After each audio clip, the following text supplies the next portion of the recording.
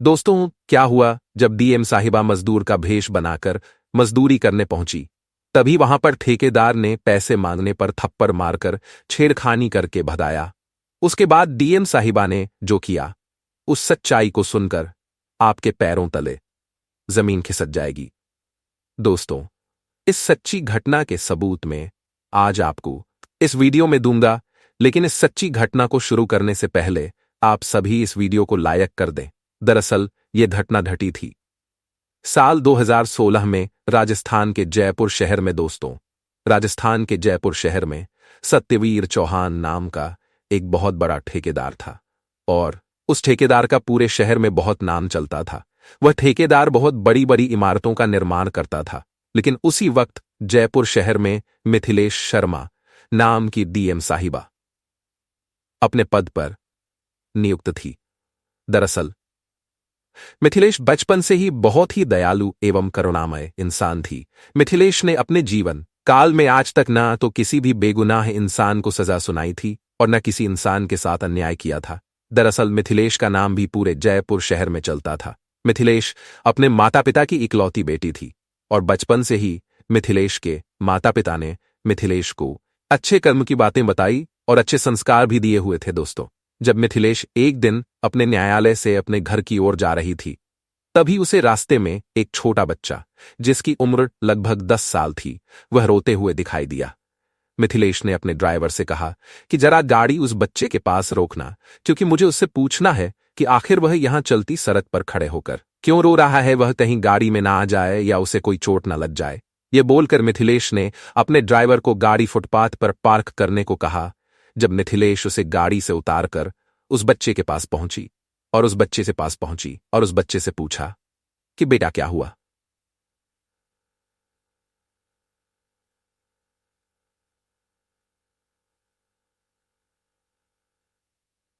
तुम रोक दिनों से कुछ नहीं खाया है। तब मिथिलेश ने कहा कि तुम्हारे माता पिता कहाँ हैं और उन्होंने तुम्हें ऐसे क्यों छोड़ा है। तब वह बच्चा बोलता है कि मेरे माता पिता पीछे वाली रोड पर घर बनाने का मजदूरी का काम करते हैं। तब मिथिलेश ने सोचा कि शायद उसके माता पिता की कुछ मजबूरी होगी, तभी इसके माता पिता की कुछ मजबूरी होगी, तभी इसके माता पिता ने इसे 2 दिन से खाना नहीं खिलाया है। तब मिथिलेश खाना खिलाकर जब मिथिलेश उस बच्चे के माँ बाप के पास उसे छोड़ने गई, तब मिथिलेश ने पूछा कि तुम अपने बेटे का ध्यान क्यों नहीं रख रहे हो। उसने 2 दिन से खाना नहीं खाया है और वह रोड पर मुझे अभी रोते हुए दिखाई दिया। जब मैंने उस बच्चे से पूछा कि तुम्हारे माँ बाप कहाँ हैं, तो उसने यहां का पता बताया और मैं इस बच्चे को यहां पर लेकर आ गई। तब मिथिलेश ने डांटते हुए उस बच्चे के माता पिता से कहा कि तुम इसे स्कूल पढ़ाने क्यों नहीं भेजते हो, और इसने 2 दिन से खाना नहीं खाया है, तुम्हें पता नहीं है। तब उस बच्चे के माता पिता ने डीएम साहिब से कहा कि मैडम, हमारे साथ एक बहुत बड़ा अन्याय हुआ है, हमारे साथ बहुत बुरा हुआ है। तब डीएम साहिबा बोलती है कि मुझे बताओ तुम्हारे साथ क्या हुआ है और तुमने अपने बच्चे को लावारिस की तरह क्यों छोड़ा है। तब उस बच्चे के माता पिता बताते हैं कि मैडम, दरअसल हम मजदूरी का काम करते हैं और हमारे जो सेठ है, जो ठेकेदार है, उन्होंने पिछले 3 दिनों से हमारी तनख्वाह नहीं दी है और हमारे साथ जोर जबरदस्ती करते हैं। जब हम तनख्वाह मांगने जाते हैं तो नहीं देते हैं। तब डीएम साहिबा बोली कि अरे ऐसा कैसे हो सकता है, और वह ठेकेदार कौन है जो तुम्हारे साथ ऐसा कर रहा है, मुझे उसका नाम बताओ। अब उस बच्चे के माता पिता डर जाते हैं, क्योंकि अगर ठेकेदार को यह पता चला कि उन्होंने किसी की कंप्लेंट किसी से की, तो हो सकता है कि वह ठेकेदार उस बच्चे के माता पिता को नौकरी से भी निकाल दे। अब इस डर के चलते माता पिता ने ठेकेदार का नाम नहीं बताया, लेकिन डीएम साहिबा ने बहुत पूछा और डांट फटकार लगाई। तब जाकर उस बच्चे के माँ बाप ने ठेकेदार का नाम बताया और उस ठेकेदार का नाम था सत्यवीर चौहान। अब दोस्तों, जो सत्यवीर चौहान था, दरअसल वह कोई साधारण ठेकेदार नहीं था। उसका नाम भी चलता था और लोग उसे ईमानदारी का ताज भी पहनते थे। तब डीएम साहिबा ने पूछा कि बताओ तुम्हारे ठेकेदार कहाँ हैं, मुझे उनसे मिलना है। कि माता पिता और डर गए थे और वह कहने लगे कि मैडम जी, आप यहां से जाइए, हमें आपकी किसी भी प्रकार की सहायता नहीं चाहिए। आपने हमारे बच्चे को खाना खिलाया, उसके लिए आपका बहुत बहुत धन्यवाद, और आप हमें अकेला छोड़ दीजिए। हम गरीब लोग हैं, अगर उन्हें पता चल गया कि हमने आपसे उनकी कंप्लेंट की है तो शायद हमें एक वक्त का खाना भी नसीब नहीं होगा। अब डीएम साहिबा भी उन गरीब लोगों का भला सोच ही रही थी और डीएम साहिबा अपने मन में यही सोच रही थी कि चलो जाने दो, अगर मेरी वजह से इनकी नौकरी चली गई तो बेचारे इनका क्या होगा। यह सोचकर डीएम साहिबा वहां से चली गई। लेकिन डीएम साहिबा के दिमाग में एक ही नाम बार बार चल रहा था और वह नाम था सत्यवीर चौहान। दरअसल एसपी साहिबा सोच रही थी, सत्यवीर चौहान है कौन और क्यों यह गरीब और असहाय लोगों की मजबूरी का फायदा उठा रहा है, क्यों उन्हें समय से वेतन नहीं दे रहा है। अब दूसरे दिन डीएम साहिबा जब उस ठेकेदार के पास पहुंची और जब डीएम साहिबा ने उस ठेकेदार से बात कही कि तुम अपने मजदूरों की तनख्वाह क्यों नहीं देते हो, तब उस ठेकेदार ने कहा कि अरे मैडम, आपको किसने कहा, मैं तो हर रोज इनकी तनख्वाह इन्हें सुबह कम के वक्त देता हूं, मैं तो कई बार इन्हें पहले पैसे दे देता हूं। तब जब साहिबा बोलती है कि तुम झूठ बोल रहे हो, तो वह जो ठेकेदार था उसने कुछ मजदूरों को बुलाया और डीएम साहिबा के सामने ही उन मजदूरों से पूछ पाया तो उन सभी मजदूरों ने हां कर दी। मालिक सही बोल रहे हैं, वह हमें रोजाना हमारी तनख्वाह देते हैं और हमें बहुत प्यार से अपना परिवार की तरह मानकर रखते हैं। अब जब डीएम साहिबा ने यह सब सुना तो उनके भी पैरों तले जमीन खिसक गई। लेकिन डीएम साहिबा को पता था, क्योंकि डीएम साहिबा ने उस बच्चे के मां बाप की आंखों में जो दर्द देखा था, जो दुख देखा था, वह बिल्कुल सच्चा था। अब डीएम साहिबा दूसरे दिन भी वहां से चली आई और जब वह बाहर निकल रही थी तभी डीएम साहिबा को उस बच्चे के मां बाप दिखाई दिए तो डीएम साहिबा ने उन्हें फटकार लगाकर कहा कि तुमने मुझे झूठ क्यों बोला। वह सब मजदूर जो अंदर काम कर रहे हैं वह तो बोल रहे हैं कि तुम्हारे ठेकेदार तुम्हें रोज तनख्वाह देते हैं। तब उस बच्चे के मां बाप ने कहा कि मैडम जी, वह सब मजदूर मिले हुए हैं, दरअसल वह डरते हैं कि कहीं उनकी नौकरी न चला जाए, क्योंकि वह सभी मजदूर दूसरे शहरों से और गांव से यहां पर अपना परिवार पालने आए हैं, कमाने आए हैं, अपना घर चलाने आए हैं। इस वजह से वह सभी मजदूर ठेकेदार के खिलाफ आवाज नहीं उठाते हैं। अब यह सुनकर डीएम साहिबा वापस से अचंभे में पड़ गई कि यह क्या बोल रहे हैं। अंदर के मजदूर कुछ ही बोल रहे हैं और ये दोनों कुछ और ही बोल रहे हैं। और अब इस वक्त डीएम साहिबा धर्म संकट में पड़ गई थी कि आखिर वह किसे सच माने। लेकिन मैंने आपको बताया था कि डीएम साहिबा हमेशा निर्दोष, बेसहारा और गरीब लोगों के लिए खड़ी रहती थी। दूसरे दिन जब डीएम साहिबा वहां से निकली अपने न्यायालय जाने के लिए, तभी उस दिन कार में बैठकर डीएम साहिबा ने सोचा कि अगर मुझे इन गरीब और बेसहारा लोगों को न्याय दिलाना है, इनकी मदद करनी है, तो मुझे कुछ ऐसी चाल चलनी पड़ेगी जिससे मैं उस ठेकेदार को रंगे हाथों पकड़ सकूं और उसे कड्डल सुना सकूं। लेकिन डीएम साहिबा जो थी वह कानून में बंधी हुई थी और डीएम साहिबा यही सोच रही थी कि मैं उसे पकड़ने में कामयाब तो हो जाऊंगी, लेकिन उसके खिलाफ सबूत कौन देगा, उसके खिलाफ गवाही कौन देगा। क्योंकि डीएम साहिबा यह भी मानते थे कि उस ठेकेदार के अंदर जो लोग काम कर रहे हैं वह बेचारे सिर्फ अपना पेट पालने आए हैं और उस ठेकेदार की वजह से उन विचारों को मैं कोर्ट के चक्कर नहीं खिला सकती हूं। लेकिन डीएम साहिबा सोचती है कि मुझे इन्हें न्याय तो दिलाना ही होगा। अगर मैं इन्हें न्याय नहीं दिला पाऊंगी, बहुत बड़ा पाप किया होगा। अब डीएम साहिबा अगले दिन जब वह न्यायालय नहीं पहुंची तो ड्राइवर ने घर जाकर देखा तो वहां पर डीएम साहिबा नहीं थी। दरअसल डीएम साहिबा उस दिन मजदूर बनकर उस ठेकेदार के पास पहुंची, भेष बदलकर, और कहा कि साहब, मुझे यहां पर एक दिन की मजदूरी करने के लिए रख लो, मैं बाहर से आई हूं, मुझे भी अपना पेट पालना है और मैं भी यहां पर मेहनत करना चाहती हूं। तब उस ठेकेदार ने कहा कि तुम्हारा नाम क्या है, तो डीएम साहिबा ने अपना नाम लक्ष्मी बताया। उसदार ने कहा कि ठीक है, लेकिन तुम यहां पर कितने दिन काम करना चाहती हो।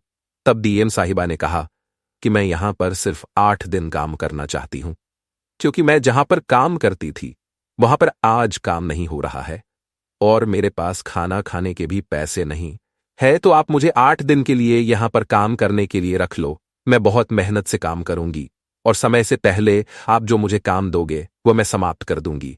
तब जो सत्यवीर चौहान नाम का ठेकेदार था उसने डीएम साहिब को हां बोल दिया। अब डीएम साहिबा ने पूरे दिन वहां पर मजदूरी की और डीएम साहिबा को कोई भी मजदूर नहीं पहचान पा रहा था कि यह वही डीएम साहिबा है जो उन्हें न्याय दिलाने आई थी। जब डीएम साहिबा ने अपनी मजदूरी की और दिन समाप्त होने की समय आया, सूरज ढलने का समय आया, तब डीएम साहिबा सत्यवीर चौहान के पास अपनी मजदूरी लेने पहुंची।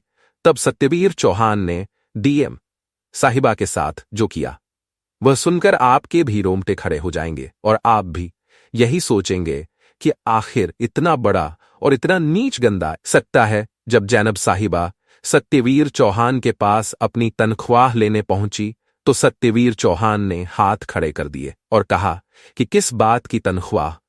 तुम तो दूसरों के यहां काम करती हो, तो जाओ उनके पास जाकर अपनी तनख्वाह मांगो। यहां पर मेरे पास कोई पैसों का भंडार नहीं है जो मैं सबको, किसी भी ऐरे गैरे को, आते जाते को। साहिबा के पैरों तले जमीन खिसक गई और डीएम साहिबा मन ही मन सोचने लगी कि मुझे उस बच्चे के माता पिता ने सही कहा था। दोस्तों, डीएम साहिबा ने सत्यवीर चौहान से हाथ जोड़कर बहुत मदद गुहार की कि साहब, आप मुझे मेरी मेहनत का पैसा दे दो। मेरे बच्चे हैं छोटे छोटे और वह भूखे मर रहे होंगे। उन्होंने सुबह से कुछ नहीं खाया है। मैं सुबह से यहीं पर काम कर रही थी। अगर आप मुझे कुछ पैसे दे दोगे तो मैं उनके लिए कुछ खाना लेकर चली जाऊंगी। लेकिन सत्यवीर चौहान ने डीएम साहिबा की बात नहीं मानी तो आखिर नहीं मानी और वह ठेकेदार डीएम साहिबा के साथ बदतमीजी करने लगा और धक्के देकर दूर करने लगा। अब जैसे ही ठेकेदार ने यह सारी हदें पार कर दी तो डीएम साहिबा जोर जोर से हंसने लगी। अब जैसे ही डीएम साहिबा हंसने लगी, ठेकेदार घबरा गया और उसने सोचा कि अरे तुम हंस क्यों रही हो? क्या तुम पागल तो नहीं हो गई हो जो हंस रही हो? मैं तुम्हें यहां से निकालने की बात कर रहा हूं, तुम्हें धक्के दे रहा हूं और तुम पागलों की तरह हंस रही हो। तब डीएम साहिबा ने कहा कि तुम जिस औरत को धक्का दे रहे हो वह औरत कोई साधारण औरत नहीं है। जब डीएम साहिबा ने उस ठेकेदार को अपनी असली पहचान बताई तो उस ठेकेदार के पैरों तले जमीन खिसक गई और वहां आसपास जितने भी मजदूर और मजदूर महिलाएं मौजूद थी वह सब आसपास खड़ी होकर यह तमाशा देख रही थी। जैनब साहिबा ने कहा कि मैं वही औरत हूं जो कल तुमसे यहां पर बात करने आई थी कि तुम अपने मजदूरों को वेतन क्यों नहीं देते हो। तुम इतने बड़े इंसान होकर किसी की मजबूरी का फायदा उठा रहे हो। ये बेचारे जो गरीब है दूर दूर गांव से अपना पेट पालने तुम्हारे यहां काम करने आते हैं और तुम इनकी मदद करने की जगह इनकी मेहनत का दे, इनके हक का पैसा खा रहे हो, अपने अंदर दबा रहे हो। तब वह ठेकेदार बोलता है कि अरे तुम्हें इससे क्या मतलब है? तुम अपने काम से काम रखो, यहां मेरे काम में दखलंदाजी मत करो। तब डीएम साहिबा बोलती है कि अब दखलंदाजी होगी और दखलंदाजी इस तरह होगी कि तुम सलाखों के पीछे पड़ोगे क्योंकि तुमने गरीब और बेसहारा औरत और लोगों को सताया है। आखिर तुम्हें किसने हक दिया है कि तुम इनका पैसा खाओ? तुम्हें बिल्कुल शर्म नहीं आती है? यह सब लोग तुम्हारे भरोसे हैं, इनकी जिंदगी तुम्हारे भरोसे चल रही है। यह तुम्हें अपना भगवान मानते हैं और तुम भगवान होकर ऐसा काम कर रहे हो। तब उस ठेकेदार में पैसों की अकड़ थी और उसे यह लग रहा था कि मैं तो पैसे खिलाकर, पैसे देकर आसानी से छूट जाऊंगा और कोर्ट कचहरी के चक्कर नहीं लगाऊंगा। दरअसल उस ठेकेदार को डीएम साहिबा रिश्वतखोर लग रही थी और वह ठेकेदार सोच रहा था कि अरे इन्हें तो मैं 4 लाख दे दूंगा तो यह ऐसे ही मान जाएगी। लेकिन वह ठेकेदार गलत फहमी में था क्योंकि जिस डीएम साहिबा से उस ठेकेदार का पाला पड़ा था वह डीएम साहिबा कोई साधारण नहीं थी। डीएम साहिबा ने कहा कि रुको, मैं अभी यहां पर पुलिस बुलाती हूं और तुम्हें यहां से अरेस्ट करवाती हूं। तो वह ठेकेदार डीएम साहिबा के सामने हाथ जोड़कर माफी मांगने लगा और कहने लगा कि मैडम मुझे माफ कर दो, मुझसे बहुत बड़ी गलती हो गई है। मुझे नहीं पता था कि आप यहां पर मजदूर बनकर आओगी और इतना बड़ा तमाशा खड़ा होगा और मैं इन लोगों के साथ कुछ गलत करूंगा। तब डीएम साहिबा बोलती है कि तुमने गलती तो बहुत बड़ी की है और अगर मैंने आज तुम्हें सजा दिलाकर और इन दागी लोगों के साथ न्याय नहीं किया तो मुझे जिंदगी भर इस बात का पछतावा रहेगा कि मेरे होते हुए लोगों के साथ इस शहर में अन्याय हो रहा है और किसी की मजबूरी का फायदा उठाया जा रहा है। तब ठेकेदार बोलता है कि मैडम आप मुझे माफ कर दो, मैं अभी के अभी इन सब लोगों की तनख्वाह इन्हें लौटा दूंगा और आपके कहने पर मैं अगले 7 दिन की भी तनख्वाह इन्हें दे दूंगा। लेकिन डीएम साहिबा थोड़ी देर के बाद यह भी सोचती है कि अगर मैंने इस ठेकेदार के खिलाफ कोई भी एक्शन लिया या कोई भी कदम उठाया तो यह जो इतने सारे मजदूर यहां पर काम कर रहे हैं यह किसके पास जाएंगे, इनका पालन पोषण कौन करेगा, इनका जीवन तो व्यर्थ हो जाएगा।